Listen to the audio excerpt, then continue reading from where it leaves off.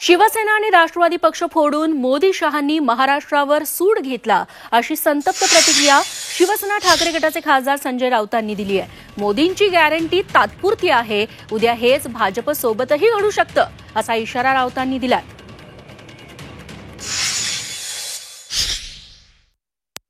या दोन्ही नेत्यांचा महाराष्ट्रावर राग आहे, त्यांना महाराष्ट्रावर सूड घ्यायचा आहे आणि त्यांना मराठी माणसाचा बदला घ्यायचा आहे हे आता स्पष्ट दिसतं आहे। शिवसेना आणि राष्ट्रवादी काँग्रेस हे 100% शुद्ध हे मराठी अस्मिता जपणारे पक्ष होते, महाराष्ट्रावरती अन्यायाविरुद्ध आवाज उठवणारे पक्ष होते।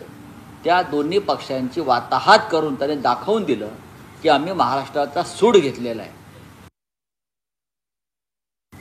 एकनाथ शिंदे आणि अजित पवार यांचं अभिनंदन भारतीय जनता पक्ष लोक करतायत त्यांना पक्ष मिळाल्याबद्दल, पण लक्षात घ्या उद्या याच पद्धतीनं तुमचाही पक्ष हातातून जाऊ शकतो।